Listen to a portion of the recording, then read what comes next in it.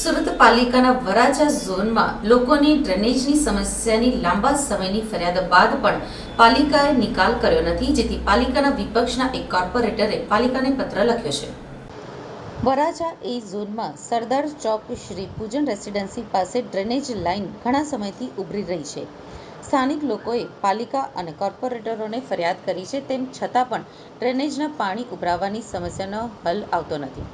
સ્થાનિકોની ફરિયાદ બાદ પાલિકાના વિપક્ષના કોર્પોરેટર વિપુલ સુહાગિયાએ વરાછા ઝોનમાં વોટ્સએપ ગ્રુપમાં ફરિયાદો કરી હતી, પરંતુ હજુ સુધી કોઈપણ પ્રકારની કાર્યવાહી કરવામાં આવી નથી। આ ફરિયાદ બાદ પણ નિકાલ ન આવતા કોર્પોરેટરે પાલિકાના વરાછા ઝોનને એક પત્ર લખ્યો છે। એ પત્રમાં જણાવાયું છે કે જો તમારા એન્જિનિયર અધિકારીઓને આ બાબતે ખબર ના પડતી હોય તો એમને ઘરે બેસાડી દો, નવા સારા અધિકારીઓની ભરતી કરો। એ ઉપરાંત ચીમકી આપતા જણાવ્યું હતું કે જો 2 દિવસમાં ડ્રેનેજની સમસ્યાનો નિકાલ ઝોન દ્વારા લાવવામાં નહીં આવે તો એ જ ડ્રેનેજના પાણી ટેન્કરમાં ભરી લાવીને તમારી ઓફિસમાં અને આખી ઝોન ઓફિસમાં ઠાલવી દેવામાં આવશે। આ ચીમકી બાદ પાલિકા તંત્ર દોડતું થયું છે।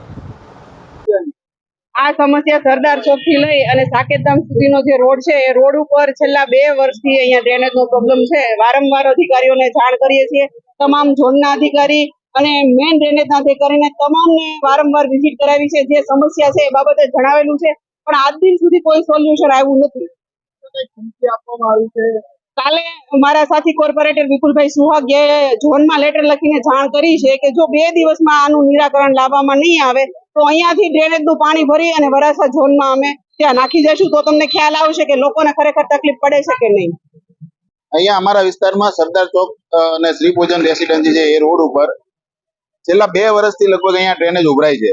વારંવાર મૌખિક અને લેખિત રજૂઆતો કરવામાં આવી છે, છતાં એ બાબતે કોઈ ધ્યાન નહીં દેવામાં આવતા, આંખ આડા કાન કરવામાં આવતા છેલ્લે અમારે એક ધમકી આપવી પડી કે ભાઈ જો 2 દિવસમાં આ કામ નહીં કરવામાં આવે, આ પ્રશ્નનું નિરાકરણ નહીં આવે તો તમારા જે ઝોન ઓફિસ છે, વહીવટી ભવન છે, ત્યાં પાણી લાવીને નાખીશું। એટલે કેટલી લોકોને તકલીફ પડે છે એનો તમને અનુભવ થાય, અહેસાસ થાય। હા, અત્યારે અધિકારીઓ તાત્કાલિક આવી ગયા છે મેઇન ડ્રેનેજ માંથી અને અહીંયા ઝોન માંથી।